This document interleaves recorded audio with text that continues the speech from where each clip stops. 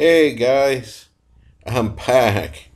Sorry for the long delay. I know I've been away from my channel a lot and it's hurting me emotionally because I really love you guys and I really love talking horror 24/7, as you know. Yeah, I've been working so hard in so many personal things in my life going on that are making me, work a lot and but all work and no play make Frank the man really angry. So what I'll do is I'm gonna follow up right now with a bang because we got it. We're counting down to the top 10 1981 best horror movies, and we got all the way to number two. So before we get to number one, we got to talk about all the honorable mentions, and I can't possibly pass the honorable mentions without talking about Wolfen. And I was really surprised, because I really saw so many great, awesome, great movies, in 1981. So many great horror movies that, the top 10 is where it's at, and Wolfen just couldn't be there. And it's kind of a shame because it's really a cool movie. I mean, first of all, though, they're not wolf, they're wolfen, so you don't see your typical,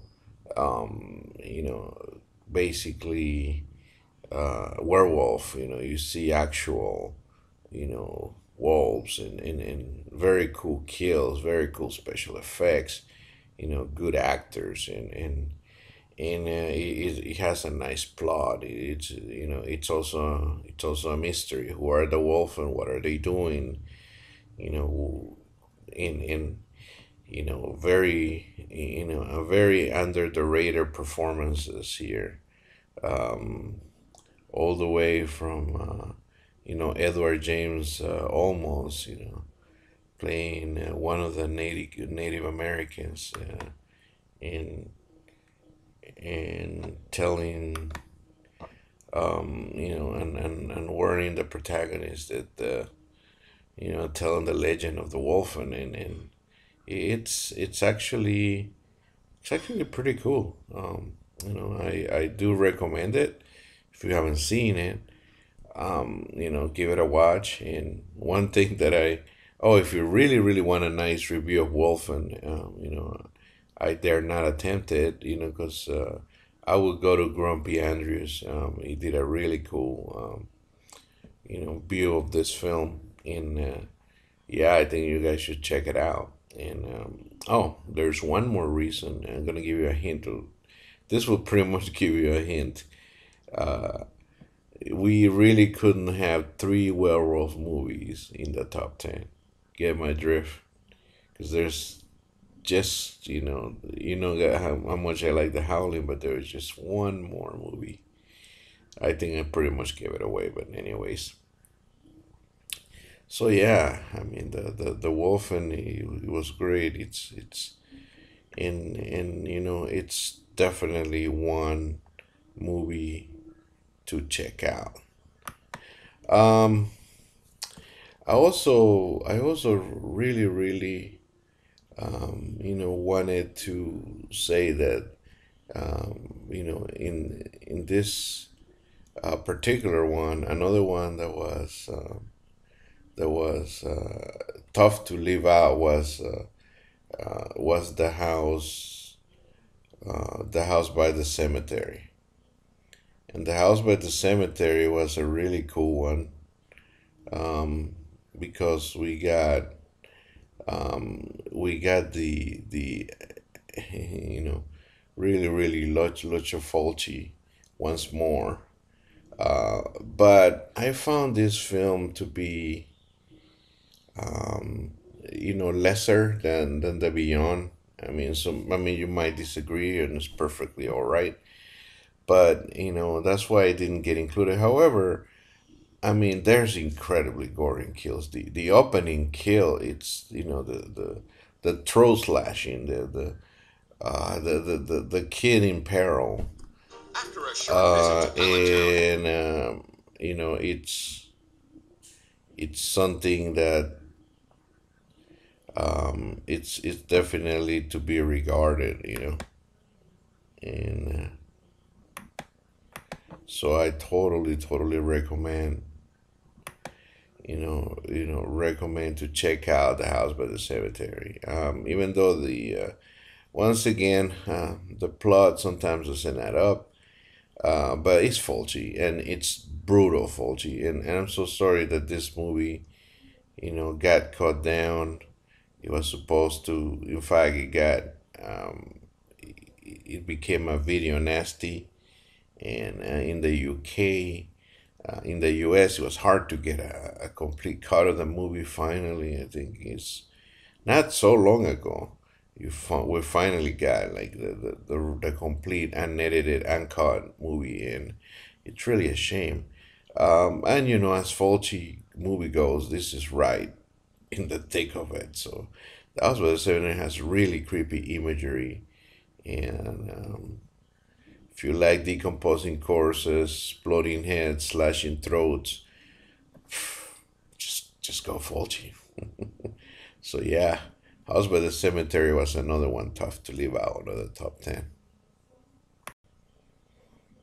Now, Hell Night was another one that I thought it was very tough to leave out of the top 10.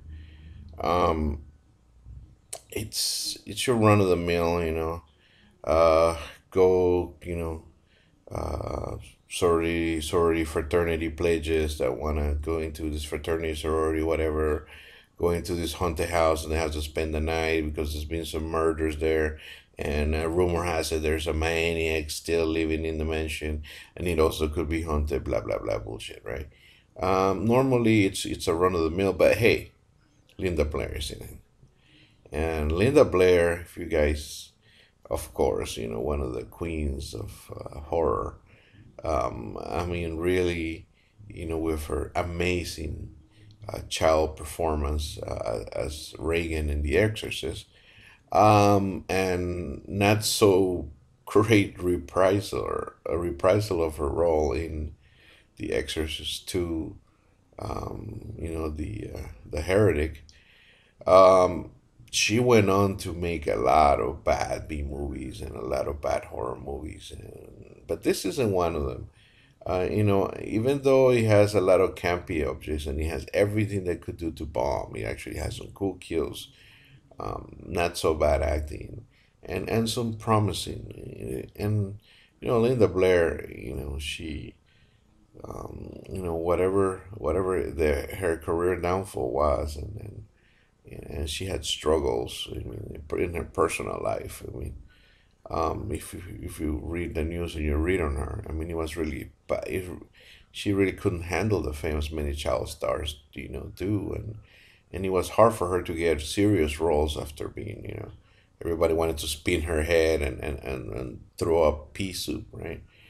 So it was tough for her. But she actually is one of the shining stars here in this movie, which I totally recommend for you guys. Um, Now, another one that I think that it really calls the attention is the Prowler. Which another one about a guy with a mask. Hey, Halloween. My Bloody Valentine. Friday the 13th. It's all happening at the same time. So the Prowler wanted to get into the same thing. This time about a crazy double murder with World War II veteran, in full gear and a mask, type of thing. But then it becomes a mystery, a whodunit, and not, a little bit better than your regular slasher. I totally recommend if you haven't seen The Prowler for some cool kills, some gore. Excuse me, and yeah, I'm basically some some pretty cool, scenery and imagery. Definitely, The Prowler will be another one, another cool movie made in 1981 that you might want to check it out. Now, going into the second tier of some movies, that I think that it's just worth mentioning is totally, definitely Faces of Death too. If you've never seen Faces of Death, it's basically A documentary, mockumentary, I will say. It has some actual footage of people actually dying in very violent ways, like executions through um, you know um, executions through really or really bad accidents, suicides and things like that. But it's mostly reenactions, and actually some of the reenactions are actually pretty good, and sometimes they were able to fool me. I was not a big fan of the Faces of Death series. I remember watching Faces of Death 2, and this is totally forbidden in many countries, and it got the infamous tag. But I got to see it through a friend of my dad's that actually like it, and I watched it together with my dad, and I remember my dad being very mad that he showed us that movie. But to me, it was something odd and weird. But it's definitely not my cup of tea. But it was interesting. Mostly, I really don't condone really seeing or finding fascination about seeing someone actually die. But mostly, it's probably the reenactments that were very creative. And part one was much better. Part two, had more. I mean, the more it went on, it took on different things. I didn't get to. I think I only got to see glimpses of the other parts, never a complete thing. But yeah, Faces of Death 2 is something that I don't know if I can recommend, but if you've seen it, you know what I mean. That it's something that you probably remember from your youth.